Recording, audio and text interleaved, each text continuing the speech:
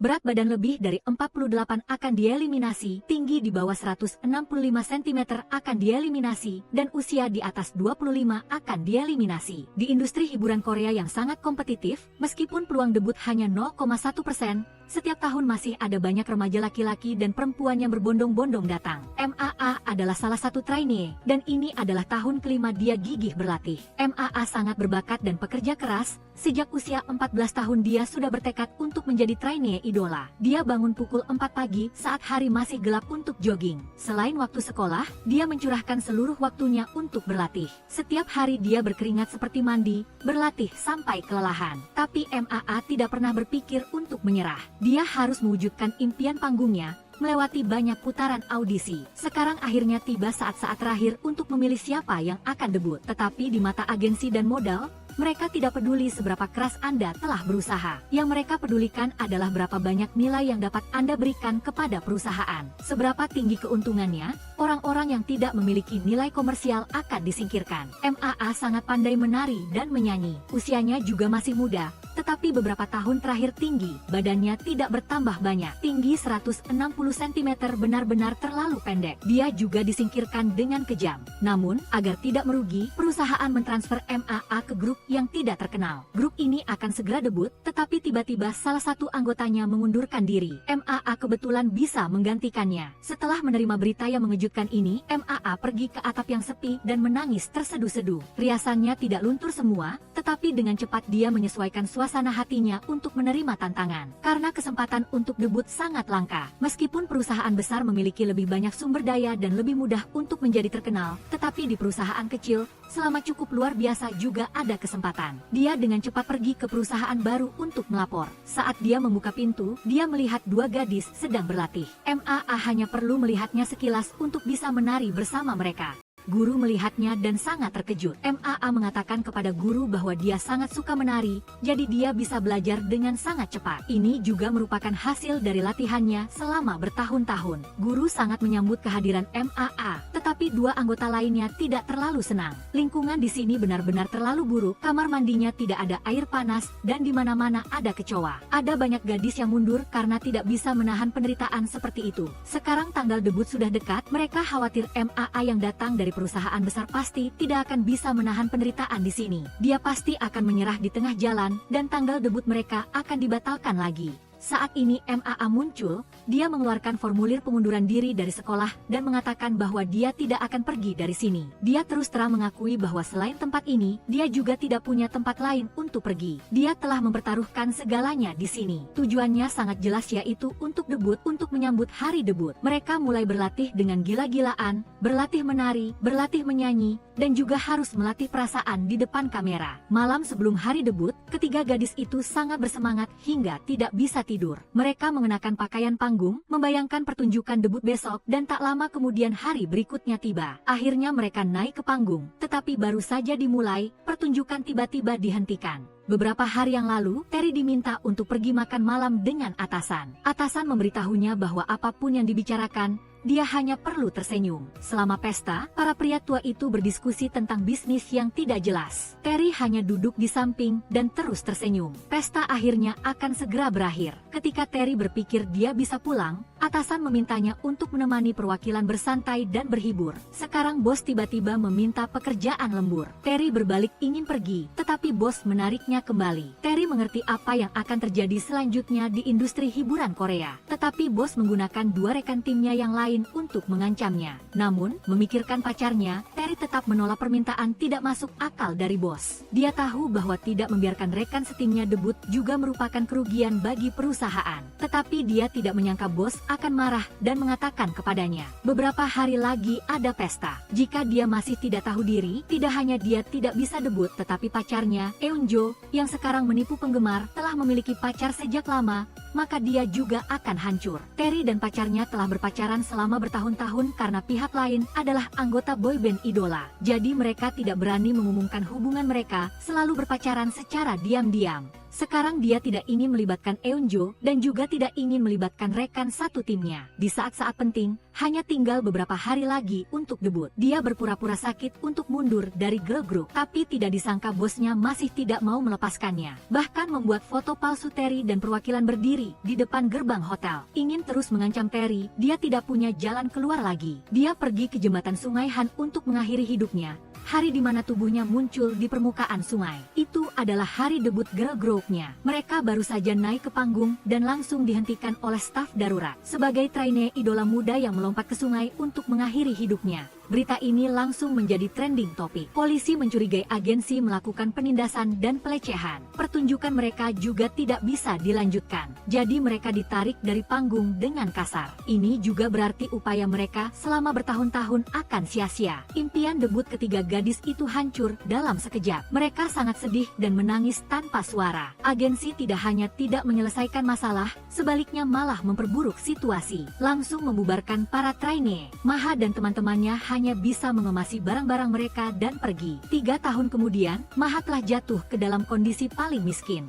Menjadi artis pertunjukan di panggung terbuka di pedesaan, menampilkan lagu dan tarian yang bersemangat untuk para paman dan bibi, dengan meniru penyanyi wanita terkenal. Untuk mencari nafkah dan mencari kesempatan tampil, dia tampil sampai larut malam dan minum sampai muntah. Itu semua adalah hal yang biasa terjadi. Masih muda sudah begitu sulit hanya untuk mencari kesempatan. Malam itu, setelah pertunjukan selesai, manajer memberitahu Maha, dia mendapat kesempatan akting sementara. Meskipun hanya peran pendamping, Maha juga sangat senang. Keesokan harinya, manajer membawanya ke lokasi syuting. Saat ini Maha baru tahu, pemeran utama pria adalah bintang yang sangat terkenal, Kun Ryok. 8 tahun yang lalu, Kun Ryok masih belum debut. Maha diam-diam bersembunyi di balik tiang melihatnya berlatih menari. Dia bahkan pernah memberanikan diri untuk mengusulkan belajar menari bersamanya. Meskipun Kun Ryok menolaknya, pengorbanan dan usahanya juga telah diakui olehnya. Sekarang Kun Ryok telah pindah dari dunia musik ke dunia film dan telah memenangkan penghargaan aktor pendatang baru terbaik. Sekarang Maha dan dia memiliki perbedaan besar dalam status. Sebelum syuting, Kun Ryok masih terus berlatih, tetapi tidak ada yang menduga. Tepat saat syuting, Maha tidak sengaja dilukai oleh Kun Ryok. Dia datang untuk menanyakan lukanya, tetapi Maha buru-buru menutupi wajahnya dengan tangannya dan berkata tidak apa-apa. Kemudian dengan cepat melarikan diri. Dia tidak ingin Kun Ryok mengenalinya. Setelah syuting selesai, Maha baru menyadari luka di bahunya sangat serius. Yang lebih buruk adalah manajernya tidak terlihat. Telepon juga tidak ada yang mengangkat. Ternyata manajernya kabur dengan mobil karena sengketa ekonomi. Telepon dan jaket Maha masih di dalam mobil. Lokasi syuting sangat terpencil,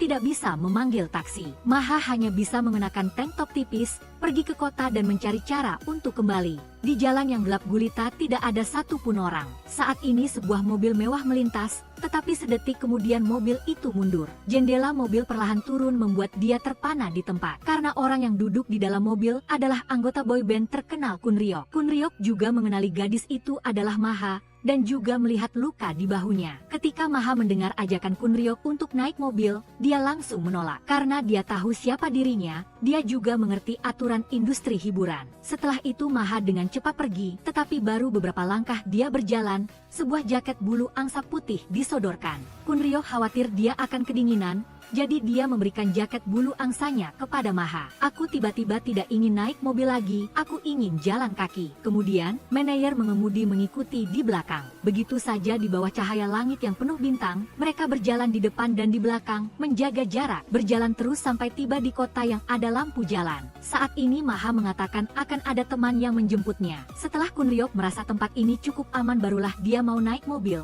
Manajernya mengeluh, jika tahu seperti ini, lebih baik mengajaknya ikut. Tetapi Kun Ryok masih tidak tenang. Maha menunggu sendirian di sana. Dia memerintahkan manajernya untuk mengemudi dengan kecepatan 1 meter per jam untuk lewat. Saat ini sebuah mobil putih datang. Yang datang adalah Eugene, orang yang dia kenal saat berlatih menari bersama. Eugene berhasil debut dari trainee menjadi anggota boyband. Dia selalu sangat peduli pada Maha. Dia juga menganggapnya sebagai teman baik, tidak ada yang disembunyikan. Tetapi dia tidak tahu bahwa Eugene telah mencintainya selama bertahun-tahun. Sebenarnya Maha juga tidak meminta Eugene untuk menjemputnya. Tadi itu hanya alasan yang sopan. Eugene tidak bisa menghubungi Maha. Mengetahui dia syuting di sini, dia buru-buru datang. Kun Ryok melihat ada seorang pria pria yang menjemput Maha. Sepertinya ada sedikit rasa cemburu, dia memejamkan matanya erat-erat, meminta manajernya untuk segera mengemudi pulang. 8 tahun yang lalu, gambar Maha yang berlatih menari dengan giat telah meninggalkan kesan yang mendalam bagi Kun Ryok. 3 tahun lalu ketika pertunjukan debut Maha terganggu, Kun Ryok juga berada di lokasi. Dia tahu betapa sulitnya Maha untuk sampai pada hari ini. Kemarin, Maha meniru Larima di panggung di pedesaan. Setelah Kun Ryok melihatnya,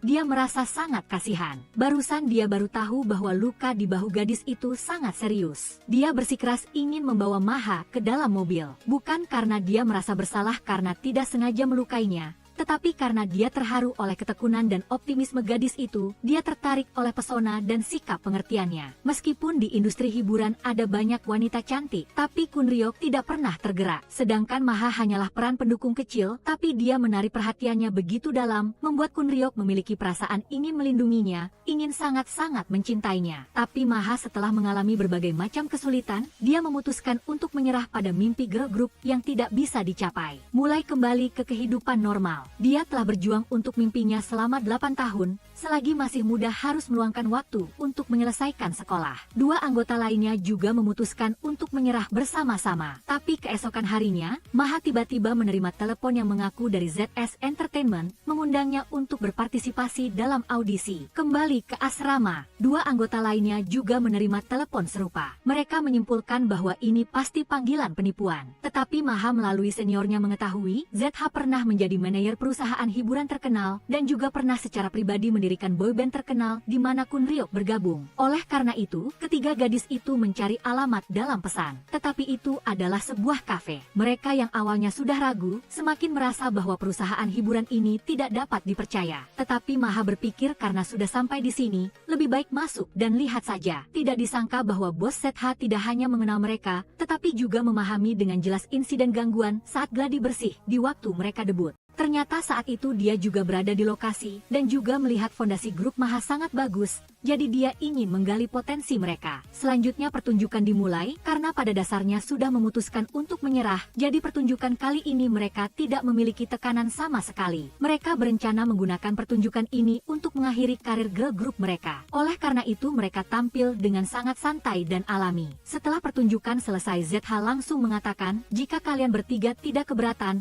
maka saya ingin bekerja sama dengan kalian." Ketiga gadis itu merasa aneh berlatih di kafe, dan bosnya juga memakai celemek sambil menyeduh kopi dan mewawancarai mereka. Selain itu, tidak ada satupun pelayan. Itu berarti bosnya pasti sangat miskin, perusahaannya pasti tidak dapat dipercaya, bagaimanapun juga mereka sudah bersiap untuk menyerah. Jadi mereka terus terang mengajukan syarat kontrak yang tinggi, agar dia tahu diri dan mundur. Tapi mereka tidak menyangka, imbalan yang diberikan ZH jauh melampaui harapan mereka. Pada saat yang sama dia juga mengatakan bahwa ini hanyalah gaji pokok. Keuntungan dari kegiatan di masa depan juga akan dibagi berdasarkan persentase. Mereka merasa ini sulit dipercaya. Mereka langsung bertanya kepadanya, "Anda bukan penipu, kan?" Saat ini ada pelanggan yang datang ke kafe, dia meminta para gadis untuk menunggu sebentar. Dia perlu membuat kopi terlebih dahulu. Para gadis semakin yakin kontrak ini mutlak tidak boleh ditandatangani. Tidak tahu apakah ada jebakan yang menunggu mereka. Saat ini ZH mengatakan kepada mereka bahwa jangka waktu kontrak adalah 1 tahun. Jika selama proses ada ketidakpuasan dengan agensi, maka bisa mengakhiri kontrak kapan saja. 3 gadis itu benar-benar bingung dan panik. Setelah berpikir sejenak, Maha memutuskan untuk memberikan mimpinya 1 tahun lagi.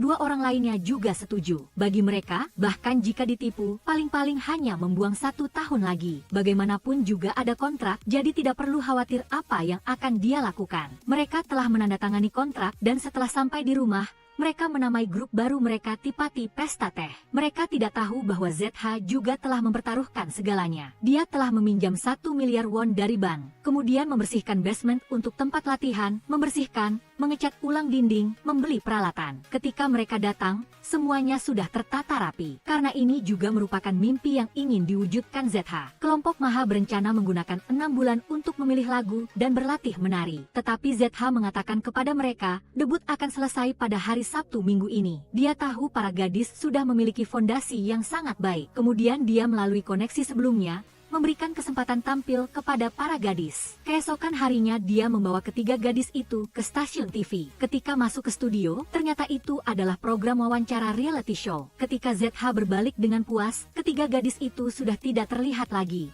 ZH memberitahu mereka, jika kalian ingin menyerah, aku tidak akan menghentikan kalian. Tapi setelah ini, tidak akan ada kesempatan lagi. Ketiga gadis itu hanya bisa mengertakkan gigi dan berpartisipasi dalam pertunjukan. Ekspresi mereka sangat tulus. Maha bahkan meniru penampilan dari aktris terkenal, Larima. Aktor terkenal, Kwon Ryok, yang sedang menonton di depan TV, melihat penampilan mereka. Dan Larima, yang asli, juga datang ke sisinya. Terlihat bahwa dia sama sekali tidak menghargai Maha. Sebaliknya, dia sangat menyukai Kwon Ryok. Tetapi meskipun dia adalah yang asli, sepertinya Kwon Ryok lebih menyukai tiruannya. Maha menampilkan naluri meniru penampilannya melalui layar. Mereka tiba-tiba mendapatkan pengakuan dan perhatian dari banyak netizen. Debut dari acara realitas, grup wanita itu menerima gaji bulanan. Tak lama kemudian, mereka masuk dalam tangga lagu panas. Stasiun TV lain juga memperhatikan mereka, terus-menerus mengirimkan undangan untuk berpartisipasi dalam acara. Tapi tanpa terkecuali, semua orang ingin Maha meniru Larima, atau beberapa acara kecil yang lucu. Pada saat yang sama, netizen juga mulai berdiskusi, mengatakan bahwa mereka adalah grup yang hanya tahu cara meniru. Grup wanita itu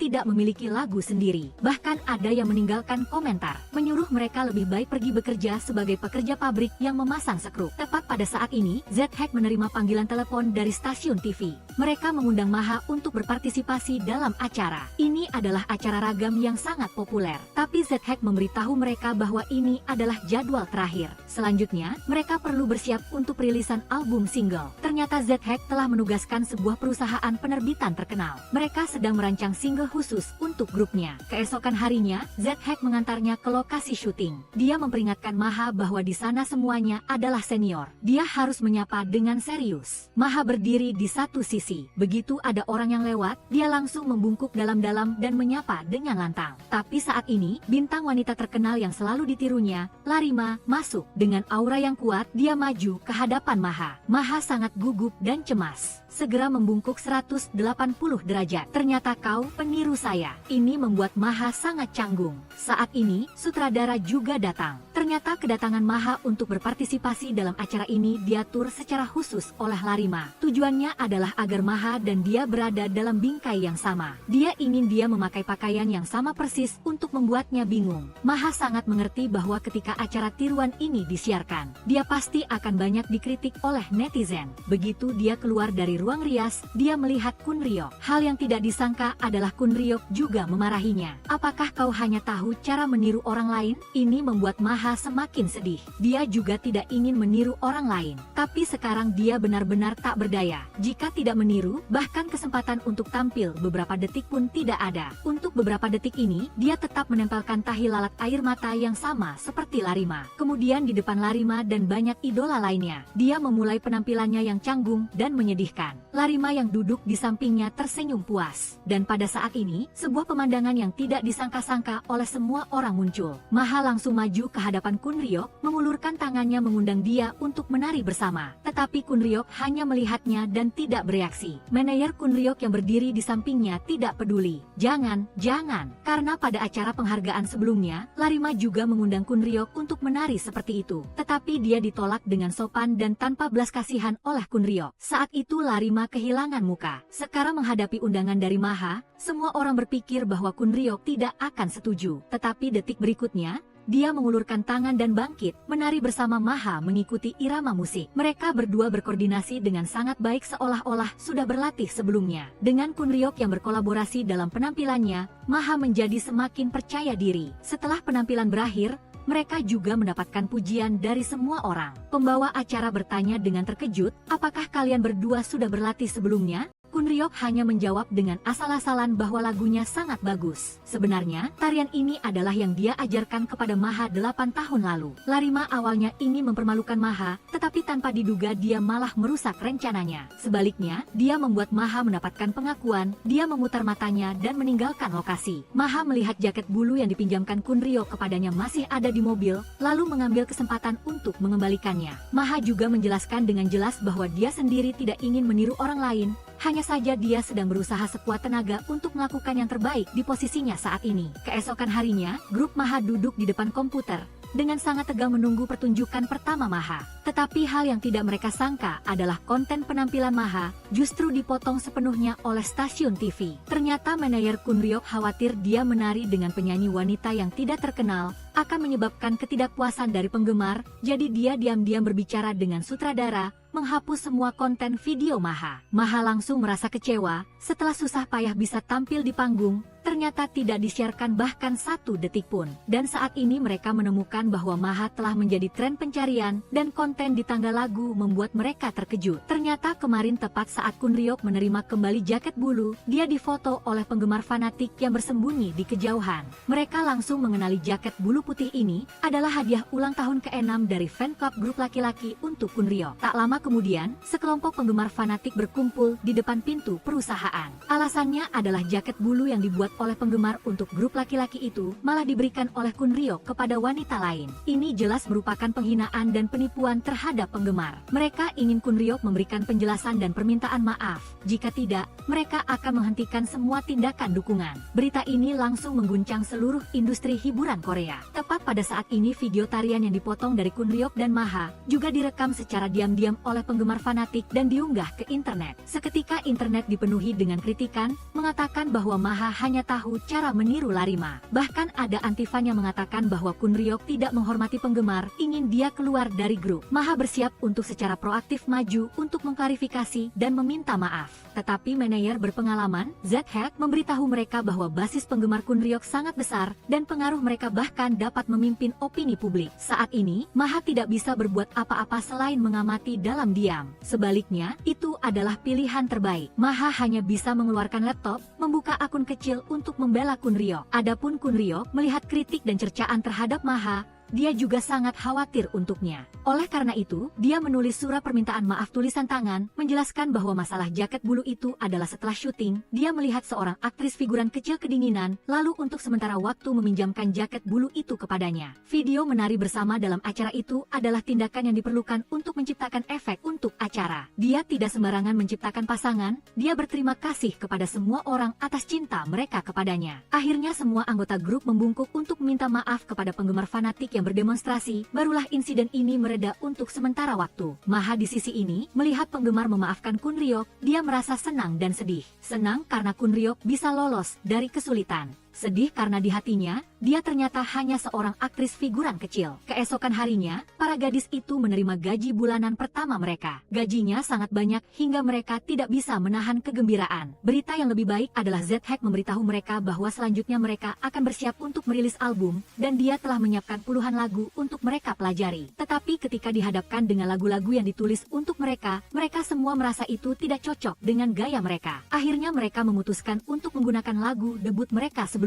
Mereka menemukan produser musik aslinya, Hatek. Mereka bernegosiasi untuk membeli hak cipta lagu ini bagi Hatek. Fakta bahwa lagu ini yang dia tulis 3 tahun lalu bisa mendapatkan pengakuan lagi membuatnya sangat senang. Ketika dia tahu mereka adalah grup wanita yang dipimpin oleh Z-Hack, dia tidak hanya tidak memungut biaya apapun, tetapi juga menyesuaikan lirik dan aransemennya. Dia dan Z-Hack adalah teman baik di industri selama bertahun-tahun, kemudian dia mulai merekam untuk mereka. Sementara itu, Z-Hack pergi ke tempat perancang kostum panggung terkenal. Dia mencarinya untuk merancang kostum, menciptakan citra untuk grup wanita. Meskipun biaya desainnya sangat mahal, tetapi untuk undangan dari Z-Hack, dia segera setuju. Setelah itu, melalui berbagai upaya tak henti-hentinya dari Z-Hack, akhirnya diputuskan penampilan resmi festival musik akan berlangsung dalam 2 minggu. Teman baik Maha, Eugene, setelah proses latihan tanpa henti, juga akan bersama Maha pada hari yang sama berdiri di panggung yang sama. Sangat cepat, album pertama The Party dan kostum panggung semuanya telah selesai. Sampai hari festival musik, Z-Hack membawa mereka ke lokasi, menghadapi sorakan yang tak henti-hentinya dan lampu kilat yang terus berkedip. Mereka menarik napas dalam-dalam dan dengan berani melangkah maju, menghadapi kerumunan, memperkenalkan grup mereka. Hal yang membuat mereka sangat canggung adalah, tidak hanya tidak ada penggemar yang bersorak untuk mereka, bahkan penonton pun tidak mau melihat mereka sedetik pun. Mereka hanya bisa cepat-cepat turun. Saat ini, tiba-tiba sorakan terdengar di mana-mana, teriakan hampir menembus gendang telinga. Itu karena grup laki-laki papan atas yang dipimpin oleh Kwon Ryok muncul. Karena Kwon Ryok dan Maha pernah memiliki rumor asmara, jadi pertemuan kali ini untuk menghindari kecurigaan, dia hanya meliriknya lalu langsung pergi dengan dingin. Dibandingkan dengan tidak adanya sorakan atau teriakan, masih ada berita buruk lainnya. Z-Hack tiba-tiba menerima pemberitahuan. Karena partisipasi mendadak dari grup laki-laki papan atas, penyelenggara memutuskan untuk mempersingkat waktu penampilan pendatang baru. Sekarang dipersingkat menjadi hanya 2 menit penampilan. Menghadapi penyesuaian ini, Z-Hack mengerti dengan sangat jelas. Ini adalah mantan bosnya, Tuan Park, yang sengaja menargetkannya. Z-Hack pernah menjadi manajer yang luar biasa di bawahnya. Tuan Park ingin mengubah anak-anak itu menjadi mesin pencari uang. Sementara Z-Hack mempertimbangkan impian musik anak-anak itu. Pandangan mereka terjadi konflik. Akhirnya, Z-Hack memilih untuk mengundurkan diri dan meninggalkan perusahaan. Sekarang, dia ingin membentuk grup wanita sendiri. Tuan Park melakukan ini untuk menahan laju perkembangannya. Saat ini, waktu penampilan grup Maha dipersingkat. Ini berarti lirik dan koreografi sebelumnya harus disesuaikan kembali. Para gadis itu pusing tidak bisa berkata-kata. Teman baik Maha, Eugene, telah menerima berita. Dia langsung pergi ke ruang rias Kwon Ryeok, mempertanyakan dia sebagai senior. 3 tahun lalu, dia pernah mengatakan bahwa untuk menciptakan lebih banyak kesempatan bagi pendatang baru. Setelah ini dia tidak akan tampil lagi di panggung musik kompetitif. Mengapa sekarang dia menarik kembali perkataannya untuk menindas pendatang baru? Apakah awalnya hanya akting saja? Saat ini, Larima masuk. Dia mengatakan satu kalimat yang mengungkap kebenaran. Apakah grup musik ini berpartisipasi dalam acara atau tidak? Itu bukan keinginan mereka, tapi semua diputuskan oleh perusahaan. Larima tidak salah. Kemarin, bos tiba-tiba mengatur agar mereka berpartisipasi dalam penampilan. Kwon Ryeok telah mengucapkan janji sebelumnya kepada penggemar dan publik. Grup mereka hanya tampil di konser. Tetapi Tuan Park menggunakan kontrak untuk mengancam, membuat Kwon Ryeok harus mengikuti pengaturan perusahaan. Di sisi Z-Hack, dia segera menugaskan produser Hatek mengedit ulang sebuah track musik latar berdurasi 2 menit. Kemudian segera menyusun ulang koreografinya, lalu gladi resik dimulai. Meskipun para gadis itu tidak melakukan kesalahan, tetapi mereka tampil terlalu kaku karena tidak ingin melakukan kesalahan. Z-Hack memberitahu mereka untuk menikmati panggung, menikmati musik. Anggap panggung ini seperti ruang bawah tanah tempat mereka sering bernyanyi dan menari. Mereka mengerti maksudnya dan segera tersenyum.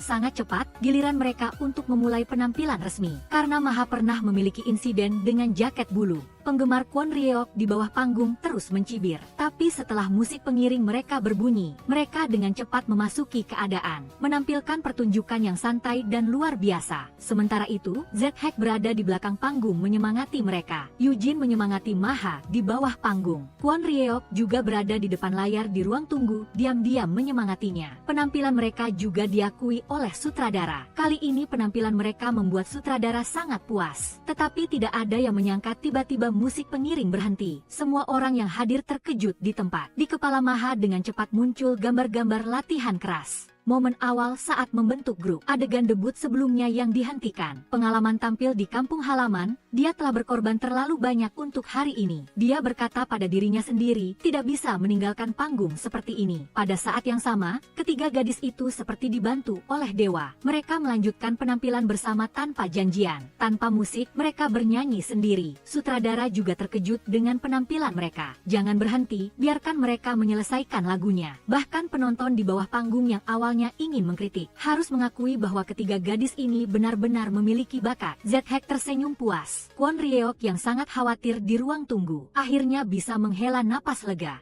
Saat ini, musik pengiring telah diperbaiki, dan irama mereka sangat cocok dengan musik tanpa salah sedikit pun. Ini adalah kekuatan yang terakumulasi dari bertahun-tahun latihan mereka. Saat ini, sebuah detail membuat Kwon Ryeok semakin menyayangi Maha. Agar tidak terlihat berbeda dengan dua anggota lainnya, Maha menari dengan sepatu hak tinggi, dari awal hingga akhir. Pertunjukan berakhir, Kwon Ryeok berdiri di luar ruang tunggu mereka. Karena perbedaan status, dia hanya bisa berbisik, "Kamu sudah bekerja keras." Setelah insiden siaran ini juga membantu mereka mengubah bencana menjadi keberuntungan. Dengan sangat cepat, berita tentang grup wanita berbakat party telah menduduki peringkat teratas di situs web besar. Pemberitahuan tentang penampilan, proyek pekerjaan terus-menerus dikirimkan. Jadwal mereka sudah diatur hingga bulan depan. Hal yang tidak Maha duga adalah dia akan bertemu Kwon Ryeok lagi di lokasi syuting. Hanya beberapa hari yang lalu, film yang dibintangi oleh Kwon Ryeok sudah bersiap untuk tayang di bioskop. Aktris yang beradu peran dengannya tiba-tiba ketahuan menggunakan zat terlarang secara ilegal. Ini berarti kru film harus mencari aktris pengganti,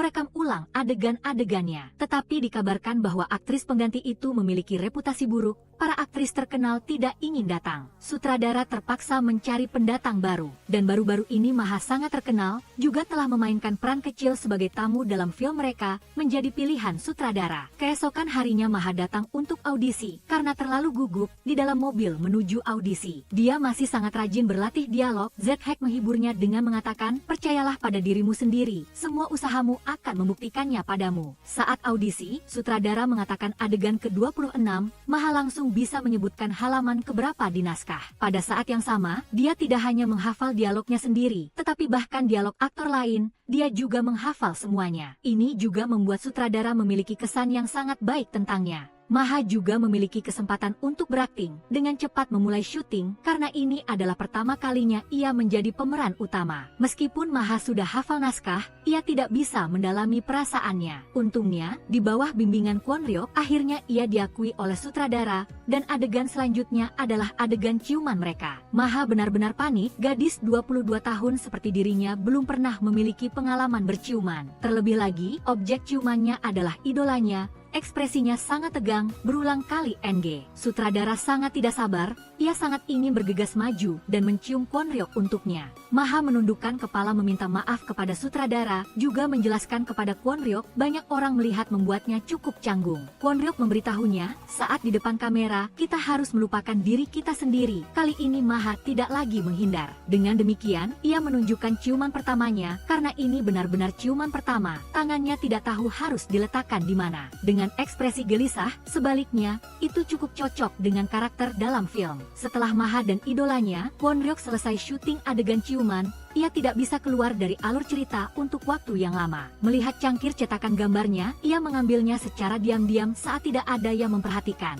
Ia telah sepenuhnya menjadi penggemar beratnya. Saat ini Kwon Ryok sedang membolak-balik naskah, tetapi di kepalanya hanya memikirkan adegan barusan dengan Maha. Kemudian tidak bisa menahan diri untuk tidak tertawa terbahak-bahak. Saat ia baru saja akan bangkit, ia tidak sengaja terduduk di tanah. Kwon Ryok berusaha menyembunyikan rasa malunya. Bagaimanapun, ia memiliki gaya yang keren. Tidak butuh waktu lama film selesai, jadwal Kwon Ryok sangat padat. Harus pergi ke berbagai tempat untuk menghadiri berbagai acara promosi, juga belum bertemu Maha lagi. Kelompok penggemarnya selalu mengikuti dan melindunginya di sisinya. Pada hari acara promosi itu, Maha juga diundang oleh produser untuk berpartisipasi. Ketika Maha pergi mengambil tas acara, ia langsung dikenali oleh penggemar. Kelompok penggemar langsung memutuskan untuk selalu mengikutinya, tidak membiarkannya mendekati Kwon Ryok Oppa. Kwon Ryok melihat Maha sangat senang, tetapi di luar berpura-pura tidak melihat. Selama acara promosi, Kwon Ryok menemukan penggemarnya terus menatap Maha tanpa henti. Untuk melindunginya di atas panggung, ia sengaja menjaga jarak dengannya. Dalam perjalanan ke perhentian berikutnya, semua orang di dalam mobil tertidur. Maha melihat brosur promosi Kwon Ryok dan berpikir.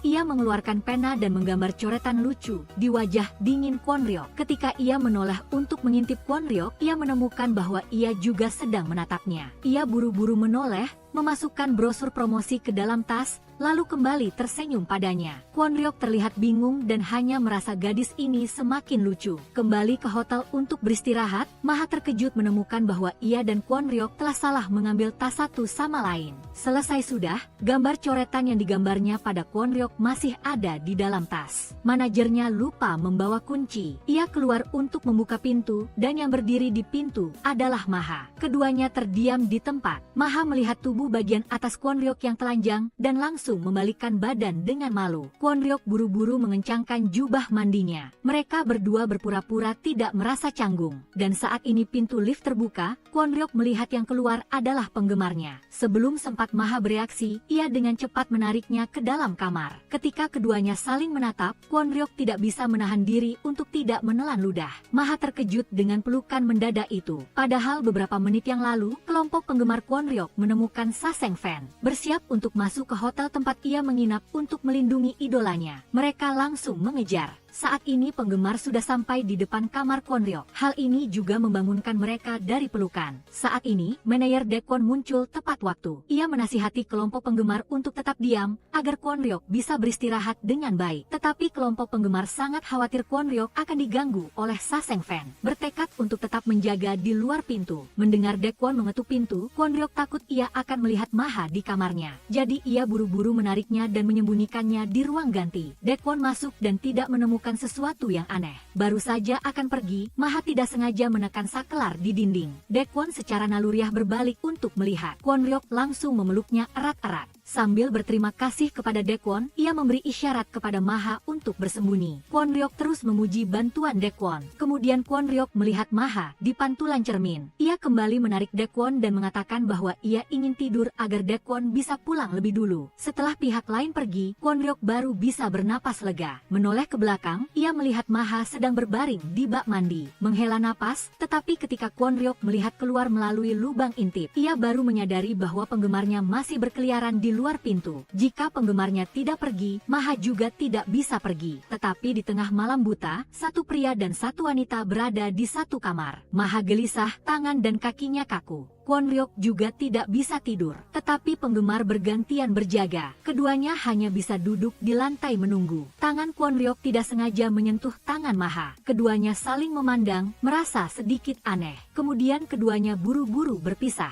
lalu duduk terpisah di dua sisi. Seperti pasangan yang jelas-jelas saling menyukai tetapi berpura-pura menjaga jarak. Dengan demikian, mereka hanya bisa duduk menunggu penggemar pergi. Benar-benar sayang sekali untuk ranjang ganda ini. Tidak tahu berapa lama kemudian, Maha tersadar dari tatapan Kwon-ryok. Oh, sudah jam 6. Maha baru ingat Zihak akan menjemputnya jam setengah 6. Sekarang sudah jam 6, tetapi ia masih berada di kamar Kwon-ryok. Sementara penggemar masih menunggu di luar pintu. Tidak ada cara lain, Kwon-ryok hanya bisa menelepon manajer Daekwon. Ketika Daekwon melihat pemandangan di depannya, ia hampir gila. Jadi Kwon-ryok memikirkan sebuah cara. Ia menggendong seseorang dan berlari keluar dari pintu kamar. Berteriak, "Manajer Daekwon, Kak Daekwon." Saat ini Daekwon hanya memakai celana pendek dan berteriak di dalam kamar. Orang yang digendong Kwon-ryok adalah Maha. Pada saat yang sama, Zihak tidak bisa menunggu Maha di lobi hotel. Menelepon juga tidak ada yang mengangkat. Jadi ia pergi ke kamar Maha dan menekan bel pintu. Untungnya, saat ini ia sudah kembali tepat waktu.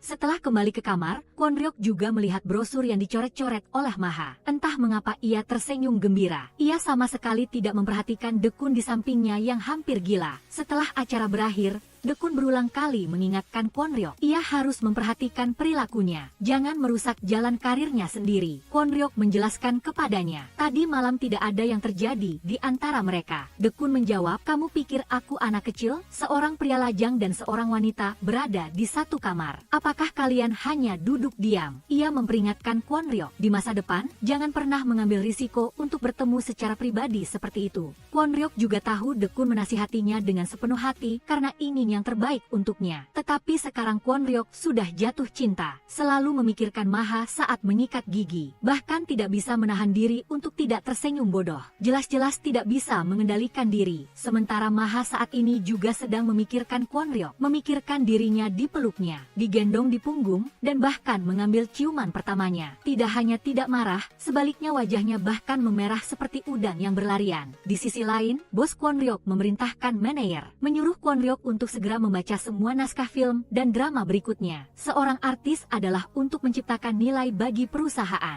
Tidak bisa memiliki waktu untuk beristirahat. Tetapi di hati Kwon-ryok sekarang hanya ada Maha. Ia sama sekali tidak memiliki niat untuk melihat naskah. Ia tiba-tiba teringat nomor telepon Maha yang telah disimpannya 8 tahun yang lalu. Ia mengobrak-abrik lemari untuk mencari ponsel lamanya, lalu pergi membeli pengisi daya. Setelah mencari-cari akhirnya ia menemukan nomor Maha. Ia menggunakan alasan mengembalikan tas untuknya dan berencana untuk bertemu secara pribadi. Tetapi Maha menyuruhnya untuk mengirimkannya melalui pos saja. Lalu ia langsung mengirimkan alamatnya kepadanya. Ia melakukan ini sebenarnya karena takut paparazzi akan memotretnya. Menambah masalah bagi Kwon-ryok. Tetapi Kwon-ryok sama sekali tidak bisa mengendalikan kerinduannya padanya. Ia hanya bisa berlari sendirian ke gym, menggunakan intensitas latihan yang tinggi untuk membuat dirinya tidak memiliki energi untuk memikirkannya lagi. Fakta membuktikan bahwa ini sama sekali tidak berguna. Seorang idola saat jatuh cinta sama sekali tidak bisa melakukan dua hal sekaligus. Ia masih tidak bisa menahan diri untuk tidak mencari foto Maha. Ia bahkan memperbesarnya untuk melihat lebih dekat. Lalu ia mengiriminya pesan tetapi tidak menerima balasan. Sementara Maha melihat setiap pesan yang dikirim oleh Kwon Ryok, ia juga sangat menderita dan berjuang secara mental. Ia mengerti bahwa ia dan dia memiliki perbedaan besar dalam status. Ia bahkan tidak ingin menimbulkan gosip apapun. Sementara Kwon Ryok di bawah dorongan rekan-rekannya memutuskan untuk menyerang secara proaktif. Ia diam-diam mengendarai mobil manajernya, lalu berdasarkan alamat yang dikirim Maha kepadanya, langsung pergi ke tempat tinggalnya, dan apa yang disebut takdir memang sulit dimengerti. Begitu ia turun dari mobil, ia melihat Maha sedang menaiki tangga, tetapi begitu mereka bertemu, mereka terlihat oleh rekan-rekannya. Maha takut Kwon Ryok akan dikenali, jadi ia langsung menariknya dan berlari. Mereka bersembunyi di balik semak-semak, menutup mulut mereka dengan tangan, tidak berani mengeluarkan suara apapun. Setelah rekan-rekannya pergi jauh, mereka baru bisa bernapas lega. Saat ini Maha baru menyadari tangan mereka selalu bergandengan. Ia langsung melepaskan tangannya. Seketika wajahnya memerah lagi, mengetahui Kwon Ryok datang untuk mengembalikan tas. Meskipun di dalam hati sangat senang, ia masih berpura-pura marah dan menyalahkannya. Maha menyuruhnya memberikan tasnya lalu cepat pergi. Ketika Kwon Ryok bersiap pergi ke mobil untuk mengambil tas, dua rekan-rekannya sudah berdiri di depan mereka. Meskipun Kwon Ryok cepat menggunakan topinya untuk menutupi wajahnya, tetapi saat ini sudah tidak ada gunanya. Maha langsung menjelaskan, Kwon Ryok datang untuk mengembalikan tasnya. Akibatnya, ia tidak sengaja menceritakan kejadian malam itu. Ia pergi ke kamar hotelnya. Rekan-rekannya tidak ingin masalah ini terus menyebar, langsung dengan cepat menarik Maha pergi. Rekan-rekannya melihat pesan yang dikirim oleh Kwon Ryok, dapat dilihat bahwa ini adalah irama cinta. Mereka sangat khawatir. Sebelumnya, hanya karena meminjam jaket bulu angsa, grup mereka telah dikritik oleh netizen. Untungnya, pertemuan pribadi di hotel tidak terfoto. Di masa depan, jika ada gosip lagi, grup mereka pasti akan terpengaruh. Kemudian Ryoha menyarankan Maha untuk memblokir Kwon Ryok. Ria menyarankan agar ia mengganti nomor teleponnya. Maha juga tidak ingin karena alasannya, upaya bertahun-tahun rekan-rekannya menjadi sia-sia. Ia bersumpah tidak akan membiarkan apa yang mereka khawatirkan terjadi. Sementara di pihak Kwon Ryok, ia berjalan menuruni tangga dengan sedih. Ia menemukan mobilnya yang diparkir di pinggir jalan telah hilang. Ternyata karena parkir yang salah, mobilnya diderek. Tidak ada cara lain selain menelepon manajer Dekun untuk menjemputnya. Dekun menasihatinya dengan tulus. Tetapi Kwon Ryok menganggapnya angin lalu. Dekun sangat marah. Ia adalah kepala tim, sebenarnya ia tidak perlu mengikuti jadwal Kwon Ryok. Karena Kwon Ryok merasa ia dapat dipercaya. Ia baru melepaskan posisinya sebagai kepala tim untuk menjadi manajernya. Sekarang Dekun meminta Kwon Ryok untuk memilih ingin berpacaran atau ingin karir. Tidak disangka yang menyambutnya adalah pukulan keras. Adegan beralih, memetik sayuran, memotong kayu bakar, menyalakan api, memasak mie. Kwon Ryok meninggalkan kota dan pergi ke desa terpencil yang ditinggalkan, mengikuti pengalaman bertahan hidup di alam liar selama seminggu. Sebenarnya manajer sengaja menipunya untuk datang ke sini, hanya untuk membuat otaknya yang sedang jatuh cinta menjadi sadar kembali. Setelah staf selesai memasang kamera, mereka menyatakan mundur. Daerah pinggiran kota itu sepi dan tidak ada orang. Ponsel disita, yang ditinggalkan untuknya hanyalah tas naskah super besar. Bersama dengan suara nyanyian gagak yang gembira, ia hanya bisa berteriak ke udara. Di alam liar, pengalaman nyata Kwon Ryok adalah memetik sayuran dikejar oleh ayam, memotong kayu bakar mengalami kram, menyalakan api hampir mati lemas. Setelah bersusah payah memasak semangkuk mie, akhirnya tidak bisa mencicipinya sama sekali. Ia ingin tidur, tetapi kamera terus beroperasi. Ia membungkus dirinya dengan selimut dan memikirkan Maha. Sementara Maha saat ini juga tidak bisa menahan rasa rindu. Diam-diam mengeluarkan ponsel lamanya untuk melihat apakah ia mengirim pesan baru. Ternyata kemarin ia baru saja mengganti ponsel dan nomor baru, memutuskan untuk melepaskan Kwon Ryok dan fokus pada karir. Tetapi belum genap sehari sudah tidak tahan. Kwon Ryok di sisi lain akhirnya melewati 1 minggu kehidupan yang keras. Manajer datang menjemputnya. Hal pertama yang ia lakukan adalah meminta ponselnya kembali. Lalu ia langsung mengirim pesan kepada Maha berharap bisa bertemu dengannya. Maha sedang berada di dalam mobil bersama manajer. Melihat pakaian Kwon Ryok di bus, ia tenggelam dalam kerinduan yang mendalam. Meskipun mobil sudah lewat, matanya masih enggan beranjak. Maha berada di depan pintu lift. Wajah dinginnya juga tidak bisa menyembunyikan kegembiraan di hatinya. Ia berjalan ke depan Maha bersiap untuk memulai percakapan. Tetapi ekspresi Maha sangat serius. Tatapan matanya yang tegas jelas-jelas sengaja menjauhinya. Kwon Ryok sedikit bingung. Maha juga memiliki kesulitan yang sulit diungkapkan. Sampai mereka masing-masing naik mobil dan pergi. Keduanya bahkan tidak berkomunikasi melalui kontak mata. Film baru Kwon Ryok selanjutnya telah ditetapkan. Dan salah satu peran pendukungnya ada partisipasi teman dekat Maha, Eugene. Eugene diminta oleh rekan An Maha. Pada malam hari ia datang ke tempat latihan untuk menjemputnya. Saat ini Kwon Ryok juga kebetulan sedang diam-diam mengendarai mobil untuk menemuinya. Melihat pemandangan di depannya, ia menunjukkan kecemburuan yang meluap-luap. Pantas saja ia tidak peduli padaku. Ternyata aku punya saingan. Ia langsung membunyikan klakson untuk menunjukkan kekuatannya. Lalu ia langsung berjalan ke depan mereka dan ingin mengantar Maha pulang. Tetapi ia menolak kebaikan hatinya. Eugene juga mengungkapkan jika mereka terlihat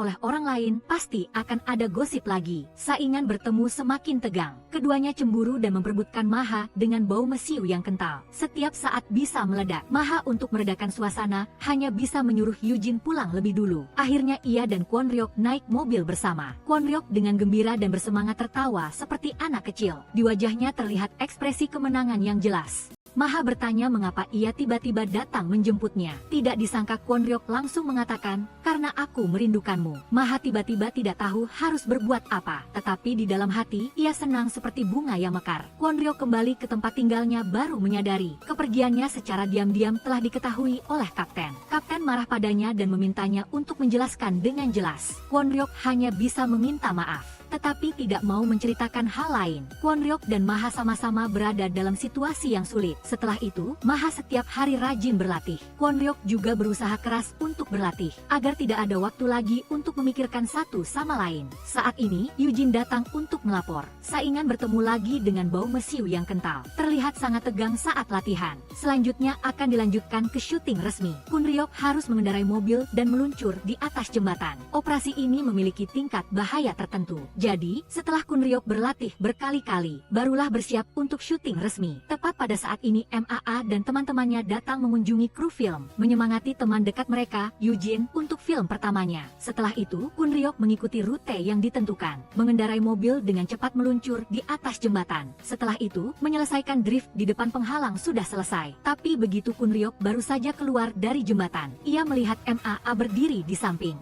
Hanya karena melihatnya sekali lagi, ia melewatkan saat untuk mengerem. Ketika dia bereaksi, semuanya sudah terlambat. Mobil kehilangan kendali, menabrak jalan lalu terbalik. Kaca pintu mobil pecah berkeping-keping. Kwon Ryok terbaring di dalam mobil. Darah terus mengalir, ia benar-benar kehilangan kesadaran. MAA menyaksikan semuanya dengan mata kepalanya sendiri. Dia sangat ketakutan sampai tidak tahu harus berbuat apa. Dia berdiri di tempat dan menangis tanpa suara. Sangat cepat Kwon Ryok dibawa ke rumah sakit untuk pertolongan pertama. Manajernya menangis memintanya untuk segera bangun. Pemilik perusahaan, rekan satu timnya, semua datang ke rumah sakit. Pemilik perusahaan marah pada manajer. Ia menyalahkan mengapa ia tidak menggunakan stuntman untuk Kwon Ryok. Semua orang khawatir tentang luka Kwon Ryok. Namun dia hanya peduli pada mesin uang ini. Apakah dia bisa terus menghasilkan uang untuk perusahaan atau tidak? Setelah itu dia memerintahkan karyawan lain. Besok belilah artikel dengan judul "Bintang Kwon Ryok berdedikasi karena film dan bersikeras tidak menggunakan stuntman, menyebabkan cedera serius." Saat ini, Larima,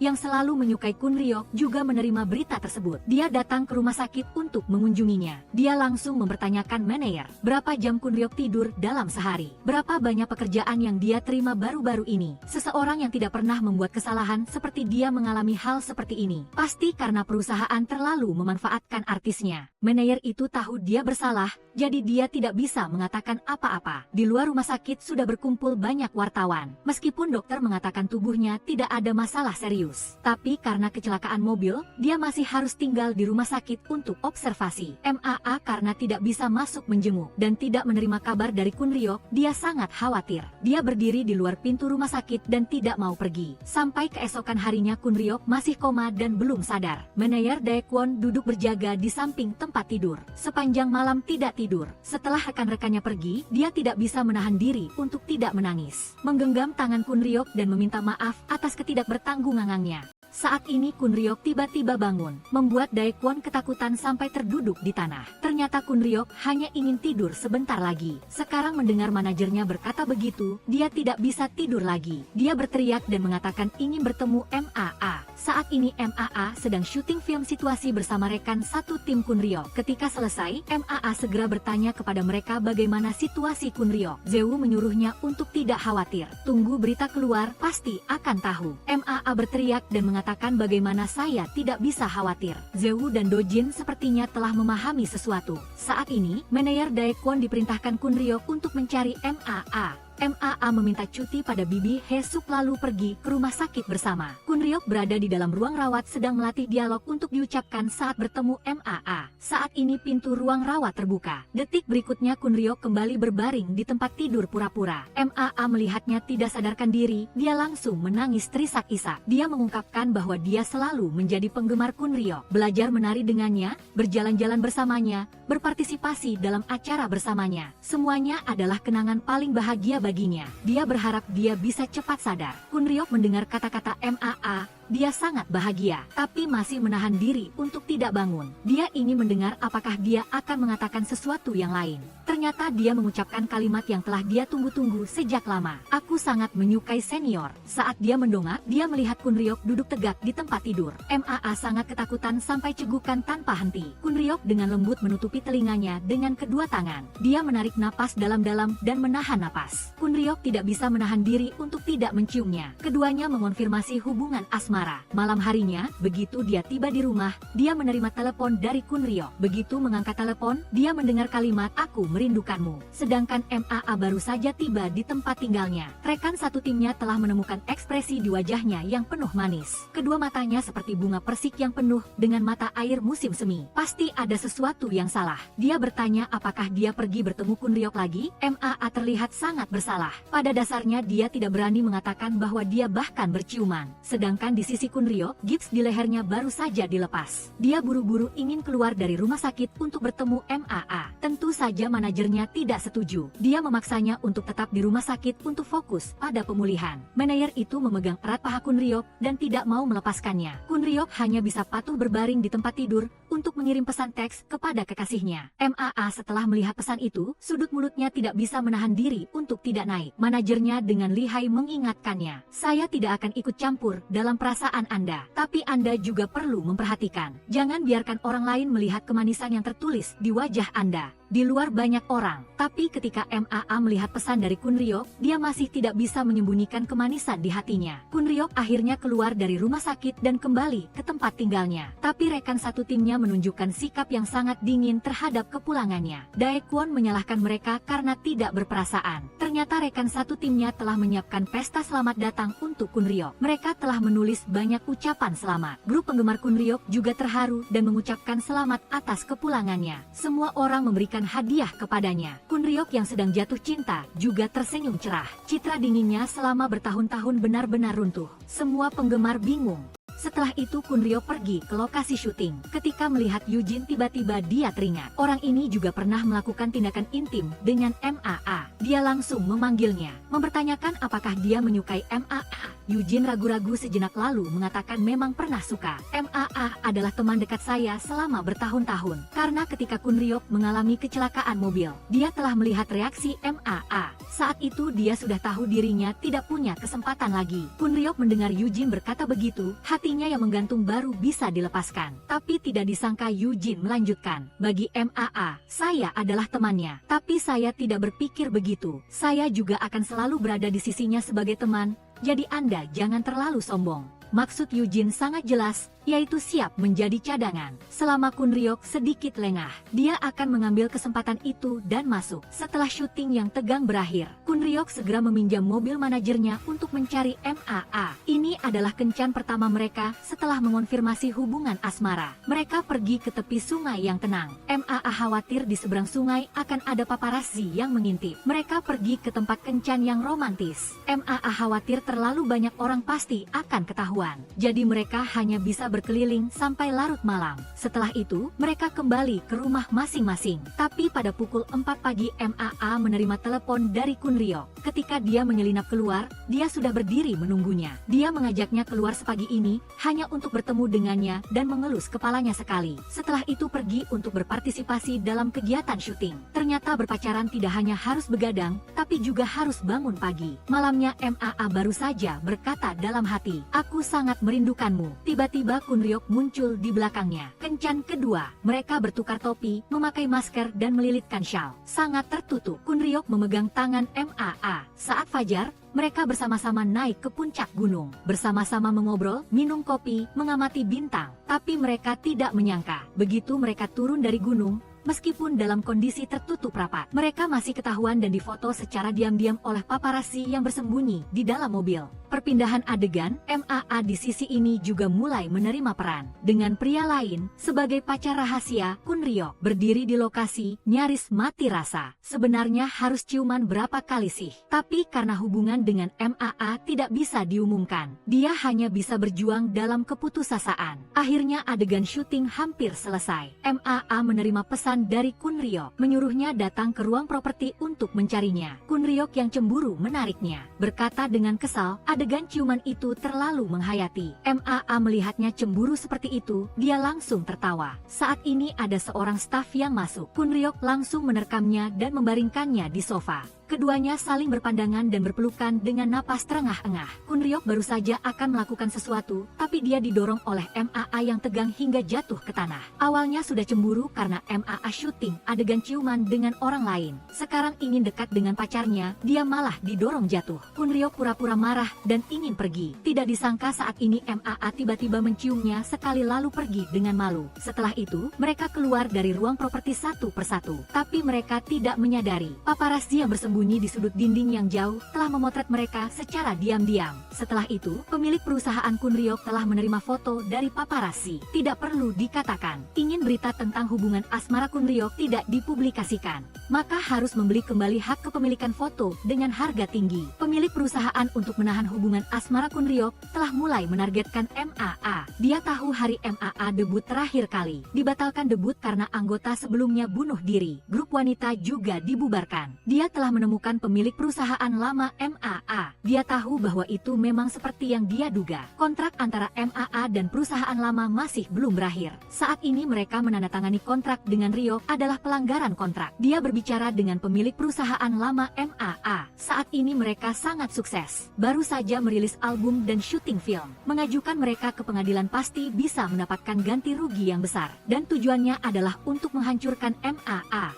Sejak saat itu MAA menerima surat ganti rugi pelanggaran kontrak dari atasan lamanya. Pada saat yang sama, Ryok juga menerima keluhan yang sama. Dong sebelumnya, melihat apakah ada bukti yang bisa membuktikan bahwa perusahaan lama telah membubarkan mereka terlebih dahulu. Atau saksi juga bisa. MAA saat ini sudah memikirkan manajer lama Hasuk. Sekarang dia harus menemukannya terlebih dahulu. Tapi terakhir kali, setelah meninggalkan MAA dan melarikan diri, dia tidak lagi menghubungi. Berita tentang grup wanita mereka yang dicurigai memiliki kontrak ganda telah diberitakan secara luas. Pada saat yang sama berita itu disiarkan langsung sepanjang hari. Jelas di balik masalah ini pasti ada orang yang mendorongnya. Ryok mencari atasan lama MAA baru tahu. Dia juga diarahkan oleh orang lain. Ryok yang selalu tenang, tidak bisa lagi menahan amarah di hatinya. Dia mencari kantor Tuan Park. Karena dulu dia dan dia tidak cocok, dia mengundurkan diri. Sekarang dia bahkan mendirikan perusahaannya sendiri. Tuan Park juga selalu memiliki dendam terhadapnya. Tapi Ryok langsung berbicara dengannya. Jika Anda punya pendapat tentang saya, hadapi saya secara langsung. Jangan sentuh gadis-gadis di grup musik saya. Melakukan hal-hal bodoh seperti itu benar-benar memalukan. Tapi yang tidak disangka Ryok adalah dia melemparkan foto-foto pertemuan rahasia MAA dan Kun Ryok. Saat ini Kun Ryok masih tidak tahu bahwa mereka difoto secara diam-diam. Setelah melihat berita tentang MAA, dia sangat khawatir. Dia langsung meneleponnya. MAA mengatakan bahwa dia bisa menyelesaikannya dengan baik. Saat ini dia baru tenang. MAA telah menemukan manajer sebelumnya. Sebenarnya dia adalah orang yang baik. Sekarang dia sudah beralih profesi menjadi kurir. Sebelumnya dia meninggalkan MAA untuk melarikan diri. Itu juga karena dijebak oleh orang lain. Dia semakin mengerti betapa sulitnya perjalanan grup MAA sampai hari ini. Komputernya masih menyimpan bukti, siap bersaksi untuknya di pengadilan. Tapi MAA belum sempat bersenang-senang. Dia tahu bahwa kencan rahasianya dengan Kunryok telah difoto secara diam-diam. Ada masalah. MAA telah memberitahu Kunryok tentang berita ini. Kunryok menghiburnya agar tidak perlu khawatir. Tapi di dalam hatinya dia sangat jelas apa yang akan mereka hadapi selanjutnya. Sangat cepat, pemilik perusahaan telah mencari Kunryok, mengambil setumpuk foto dan melemparkannya langsung ke arahnya. Apakah Anda tidak melihat bahwa gadis itu sedang memanfaatkan Anda? Kunryok jatuh ke dalam situasi yang sangat sulit. Jika dia bersikeras untuk bersama MAA, maka tidak hanya akan melibatkan rekan satu timnya, tetapi juga akan mempengaruhi karir MAA. Jadi dia membuat janji untuk bertemu MAA. Dia tidak bisa menahan emosi yang tercekik dan memeluknya erat-erat. Mari kita berpisah. Tidak disangka MAA malah terlihat sangat tenang, sekaligus tertawa dan berkata, jika tidak berpisah, kita akan mengobrol sepanjang malam. Aku hanya menganggapmu sebagai idola. Setelah itu dia berbalik dan pergi. Kunryok ingin mengantarnya. MAA tersenyum menolak sambil berkata, setelah ini aku akan terus menyemangati senior. Setelah itu dia dengan cepat lari. Bukannya dia tidak sedih, tapi dia mengerti bahwa ini pasti keputusan yang sudah dipikirkan matang-matang oleh Kunryok. Dan ketika MAA melihat bus yang ditempeli outfit Kunryok pergi di depannya, sendirian di halte bus, MAA tidak bisa menahan diri lagi dan menangis terisak-isak. Sedangkan saat ini Kunryok masih berdiri di tempat saat berpisah, tidak bergerak, sangat sedih. Dia tahu dengan jelas MAA berpura-pura kuat. Sebenarnya di dalam hatinya sangat sedih. Keesokan harinya Zihak membawa kabar baik, karena ada bukti dan saksi yang lengkap, bisa membuktikan atasan lama MAA melanggar kontrak terlebih dahulu. Dia tahu sendiri tidak ada kesempatan untuk menang di pengadilan, jadi dia mencabut tuntutannya. Grup MAA mulai fokus pada pekerjaan. Kunryok juga mulai berlatih keras. Mereka semua ingin menyibukkan diri dan melupakan satu sama lain. Hari itu grup MAA selain gaji, mereka menerima pendapatan pertama. Di dalamnya termasuk biaya pertunjukan, biaya hak cipta, biaya iklan. Jumlahnya tidak sedikit. Para gadis sangat gembira. Mereka bisa mendapatkan hari ini. Selain usaha mereka sendiri, itu juga berkat manajer mereka, Zihak. Jadi keesokan harinya mereka pergi mencari Zihak. Mereka memutuskan untuk menggunakan uang ini untuk berinvestasi kembali ke perusahaan ZS mereka, agar perusahaan semakin kuat. Manajer lama MAA, Hasuk, juga bergabung dengan mereka. Dia tidak lagi mengantarkan makanan tetapi beralih profesi menjadi sopir untuk mengantar mereka. Mereka ingin bekerja sama untuk membuat grup musik mereka semakin baik. Mereka telah merekam video latihan menari, latihan menyanyi, dan kehidupan mereka dan mengunggahnya ke media sosial. Sangat cepat mereka menerima dukungan dari banyak netizen. Yang lebih tidak mereka duga adalah video latihan keras mereka 3 tahun lalu. Semua orang telah melihat pengorbanan dan usaha mereka sebelumnya. Banyak netizen telah berubah dari orang lewat menjadi penggemar. Mereka kembali menarik banyak penggemar. Tiba-tiba masuk dalam daftar pencarian populer, mendominasi judul-judul di situs web besar. Kunryok juga telah menonton video itu. Hal ini membuatnya semakin merindukan MAA. Takdir benar-benar ajaib. Keduanya kembali bertemu di acara yang sama. Kunryok dan MAA, dua orang asing yang pernah akrab. Tatapan mata mereka penuh dengan emosi yang rumit. Acara ini perlu memilih orang untuk berpasangan. Kedua gadis itu baru saja akan berdiri untuk berpasangan dengan Kunryok. Larima langsung memberi isyarat kepada mereka untuk duduk. Dia langsung memberi isyarat kepada MAA, tapi karena hubungan istimewa mereka, dia tidak membuat pilihan. Ini berujung pada tidak ada penyanyi wanita yang memilih bintang terkenal Kunryok. Selanjutnya adalah bagian di mana keempat orang saling memilih. Setelah Kunryok melihat ke arah MAH dan hendak menyatakan pilihannya, tiba-tiba MAH mengangkat tangannya terlebih dahulu, menyatakan bahwa dia ingin memilih Eugene. Karena belum tahu bahwa mereka sudah putus, Eugene, Larima, dan semua anggota grup merasa sangat terkejut. Setelah para penyanyi terpilih, syuting berikutnya akan dimulai 1 minggu kemudian. Selama waktu ini, mereka akan memilih lagu dan berlatih. MAH dan Kunryok sama-sama telah memilih lagu yang mewakili perasaan mereka. Mereka ingin menggunakan suara mereka untuk mengungkapkan isi hati mereka. Seminggu kemudian, syuting acara pun tiba. Kwon Ryeok selalu diam-diam melirik ke arah MAH. MAH juga merasakan keengganan Kwon Ryeok terhadapnya. Ketika tiba gilirannya untuk tampil, setiap kata dalam lirik lagu menyentuh hatinya. Lirik lagu itu menyebutkan mengapa mereka tiba-tiba putus. Kwon Ryeok tahu bahwa MAH sedang menyanyikan isi hatinya untuknya. Dia merasa sangat tidak nyaman di hatinya. Setelah MAH selesai bernyanyi, air mata memenuhi matanya. Melihat MAH sangat sedih, Kwon Ryeok merasa sangat bersalah. Ketika Kwon Ryeok tampil, dia juga melihat ke arah MAH. Dia juga berharap MAH bisa mengerti niat yang ingin dia ungkapkan. Dia bernyanyi, "Jika kamu mendengar lagu ini, tolong kembali padaku." Kwon Ryeok bernyanyi sambil melihat ke arah MAH. Mata MAH kembali berkaca-kaca. Kompetisi berakhir, meskipun Kwon Ryeok memenangkan kejuaraan, dia tidak bisa merasa bahagia sama sekali. MAH juga termenung sendirian. Sebenarnya, mereka tidak bisa melepaskan satu sama lain. Tetapi karena jalan karir masing-masing, demi perusahaan dan rekan satu tim, mereka harus memilih untuk menyembunyikan cinta mereka. Kerinduan membuat mereka menderita. Dalam beberapa hari ke depan, MAH untuk sementara tidak memiliki jadwal. Dia akhirnya bisa beristirahat selama beberapa hari. Sejak dia bergabung dengan girl group, dia belum pernah kembali menemui ibunya. MAH memutuskan untuk pulang kampung mengunjungi ibunya. Ibunya membuka panti asuhan di kampung. Setelah bertemu kembali dengan ibunya yang sudah lama tidak bertemu, dia sangat bahagia. Saat dia sedang membantu ibunya membawakan makanan, Kwon Ryeok tiba-tiba muncul di depannya. Tapi dia tidak tahu bagaimana harus menghadapinya. Dia hanya diam-diam mengikuti di belakangnya untuk membantu mengerjakan pekerjaan. Tapi MAH sama sekali tidak merasa bersyukur. Setelah sekian lama, dia juga mengerti dengan jelas situasi antara dia dan Kwon Ryeok. Kwon Ryeok adalah anggota dari grup idola pria papan atas. Para penggemar grup idola pria sama sekali tidak bisa menerima idola mereka berpacaran. Sementara MAH dan rekan satu timnya telah berusaha keras selama bertahun-tahun. Mereka baru saja debut dan mendapatkan sedikit ketenaran dengan susah payah.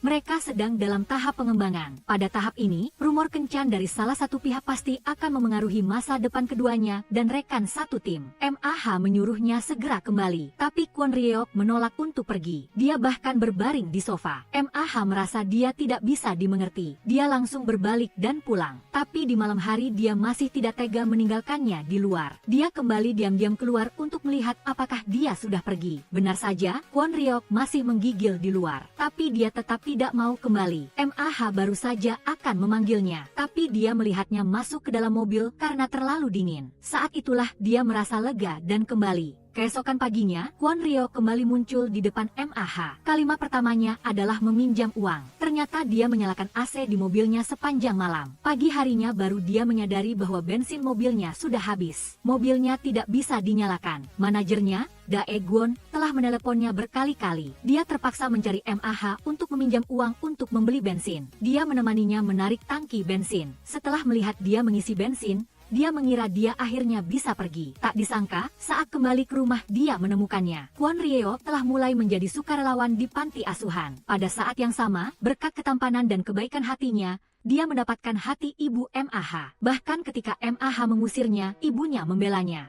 MAH terpaksa memanggilnya keluar. Dia bertanya apa yang sebenarnya dia inginkan sehingga dia terus mengikutinya seperti ini. Dia memintanya untuk berbicara dengan jelas. Tak disangka, Kwon Ryeok malah mengatakan bahwa dia ingin terus berhubungan dengannya. Seperti senior dan junior. Seperti hubungan antara idola dan penggemar. Setelah mendengarnya, MAH dengan tegas menyatakan bahwa dia tidak ingin mempertahankan hubungan seperti itu dengannya. Pada saat ini, dia akhirnya mengumpulkan semua keberaniannya untuk mengucapkan kata-kata dari lubuk hatinya. MAH, biarkan aku menggenggam tanganmu lagi. Saat itu, tangisan MAH yang tak bersuara sudah menjelaskan segalanya. Dia juga merindukannya siang dan malam. Tapi dia juga sangat takut akan ada rumor lagi. Karena hubungan mereka, rekan satu timnya menjadi terlibat. Namun sebagai bintang idola terkenal seperti Kwon Ryeok, dia mengabaikan statusnya sebagai bintang dan mengikutinya dari kota sampai ke desa. Dia bahkan menunggu di mobil semalaman. Sekarang dia bahkan mengakui kesalahannya dan menyatakan cintanya padanya. MAH tahu bahwa ini adalah keputusan yang sangat besar baginya. Akhirnya dia tetap memilih untuk memaafkannya. Tapi masalah selanjutnya yang harus dihadapi setelah mereka kembali, apa yang harus mereka lakukan. Meskipun Seoul sangat besar,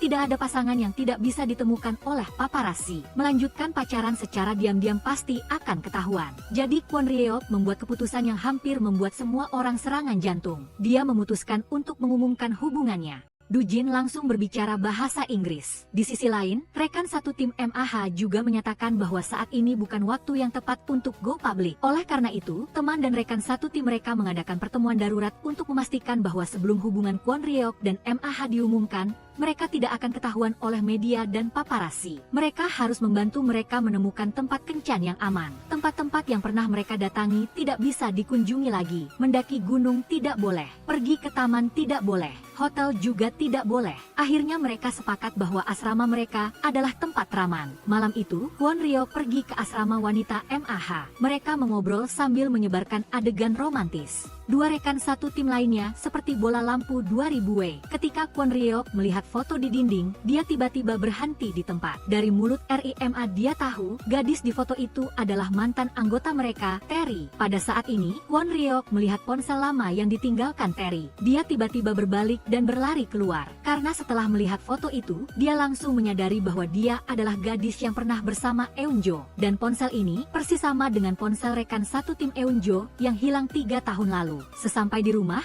dia mengeluarkan ponsel yang jatuh pada hari Eunjo menghilang. Benar saja, itu persis sama. Dia berpikir jika dia menemukan Terry, dia bisa menemukan Eunjo. Saat menelepon MAH, dia baru tahu. Tepat pada hari grupnya debut 3 tahun lalu, Terry melompat ke sungai dan mengakhiri hidupnya. Dan hari kematiannya kebetulan bertepatan dengan hari menghilangnya Eunjo. Ini menunjukkan bahwa hilangnya Eunjo adalah karena Terry, dan Kwon Ryeok sangat peduli dengan hilangnya Eunjo. Itu karena dia tidak sengaja menemukan bahwa Eunjo diam-diam berpacaran. Saat itu, grup idola pria sedang dalam tahap pengembangan. Seorang anggota yang berpacaran adalah sesuatu yang sama sekali tidak bisa terjadi. Kwon Ryeok langsung memintanya untuk memilih antara pacarnya dan grup. Pada hari pertunjukan, Eunjo benar-benar menghilang. Kwon Ryeok merasa sangat bersalah dan menyalahkan dirinya sendiri. Rasa bersalah yang mendalam ini telah menghantuinya selama 3 tahun. Setelah itu, dia mengetahui bahwa Eunjo telah pergi ke luar negeri. Tetapi kepergiannya dari grup secara sepihak, dia harus membayar denda kontrak yang sangat besar. Kwon Ryeok merasa kepergian Eunjo adalah karena dirinya. Jadi dia berinisiatif untuk menanggung denda kontrak yang sangat besar ini. Dia memohon kepada bosnya untuk tidak mempersulit Eunjo. Maka Kwon Ryeok menandatangani kontrak dengan perusahaan,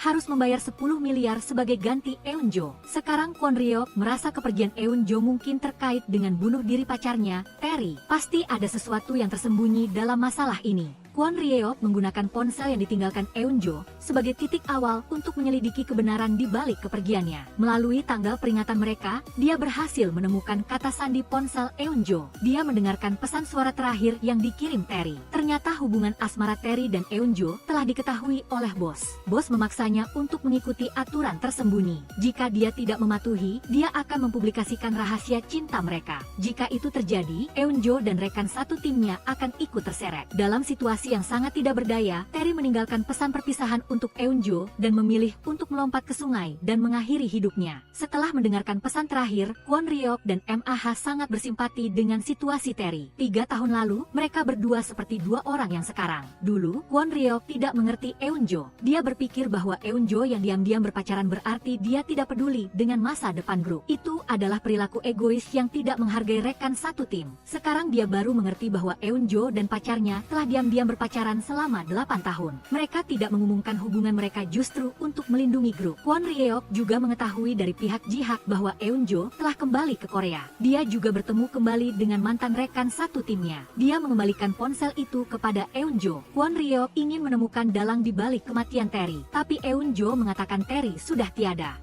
Dia tidak ingin kekasihnya dibicarakan lagi. Dia hanya ingin menyimpan senyum Terry dalam ingatannya. Kwon Ryeok mengajaknya kembali ke grup. Eunjo mengatakan dia tidak pernah menyesal meninggalkan grup. Bahkan jika Terry tidak bunuh diri, dia pada akhirnya akan memilih untuk pergi. Grup dapat beroperasi secara normal tanpa dia. Tapi dia adalah satu-satunya milik Terry. Kata-kata ini juga membangunkan Kwon Ryeok. Dia membuat keputusan penting di hatinya. Pemandangan beralih ke 3 gadis yang tidak pernah mereka bayangkan dalam mimpi mereka. Grup mereka akan diundang untuk tampil di festival musik Ryeok. Ini adalah acara musik terbesar di Asia. dan juga merupakan upacara penghargaan musik paling bergengsi di Korea Selatan. Tidak ada yang sebanding. MAH akhirnya bisa tampil di panggung yang sama dengan Kwon Ryeok. Kwon Ryeok setelah menerima kabar tentang festival musik itu juga sangat gembira untuk para gadis. Dia menemui MAH. Dia memutuskan untuk mengambil lagu yang ditulis Eunjo untuk Terry. Lagu yang belum selesai digubah dan ditulis liriknya lagi. Terus menggubah dan menyelesaikan lagu ini. Setelah mendapatkan persetujuan Eunjo, Kwon Ryeok menemui Tuan Park. Dia memberitahunya tentang lagu untuk festival musik kali ini. Mereka ingin memutuskan sendiri isi penampilan mereka. Mereka tidak membutuhkan partisipasi perusahaan. Tuan Park mengingatkannya berkali-kali untuk tidak melupakan kontrak mereka. Sebenarnya dia menyiratkan Kwon Ryeok untuk tidak macam-macam,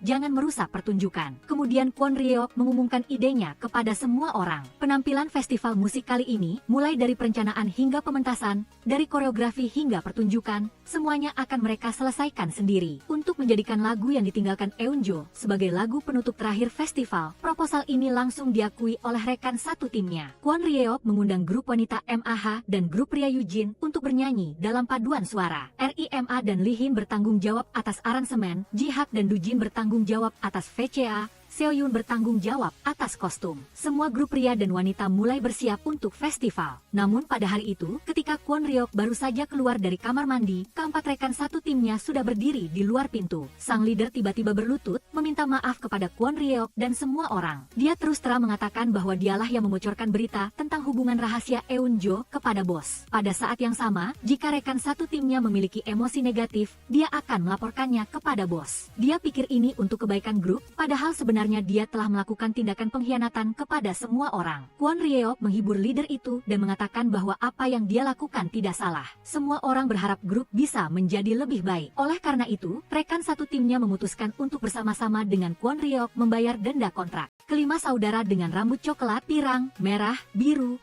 dan hitam bersama-sama pergi ke kantor Tuan Park. Mereka menyatakan kepadanya, setelah pertunjukan festival musik ini, mereka tidak akan memperpanjang kontrak dengan perusahaan lagi. Mengenai masalah kontrak Kwon Ryeok, mereka akan menyelesaikannya bersama-sama. Kemudian mereka pergi dengan gagah dan tampan. Tak lama kemudian, tibalah hari festival musik. Grup Yujin adalah grup pertama yang tampil. Selanjutnya adalah giliran grup MAH untuk mulai tampil. Kali ini mereka kembali naik ke atas panggung. Akhirnya mereka mendapatkan tepuk tangan yang tak henti-hentinya. Ketika pertunjukan berakhir, mereka mendapatkan tepuk tangan meriah dari puluhan ribu orang di lokasi. Bahkan gadis-gadis yang sebelumnya membenci MAH juga takluk oleh suara mereka dan menjadi penggemar. Selanjutnya, Dewi La RIMA muncul dengan penuh gaya. Teriakan di bawah panggung seketika menjadi memekakkan telinga. Kwon Ryeok yang muncul terakhir sekali lagi mendorong suasana ke puncaknya. Untuk acara ini, grup Kwon Ryeok telah menyiapkan pertunjukan khusus. Kwon Ryeok meminta semua orang untuk mengendalikan sedikit emosi yang meluap dan teriakan yang tak terkendali. Mohon semuanya fokus. Lagu ini secara khusus digubah untuk kalian. Para penampil semuanya adalah idola terkenal, termasuk 3 grup besar dan Dewi La RIMA. Tepat ketika semua orang mengira pertunjukan sudah berakhir,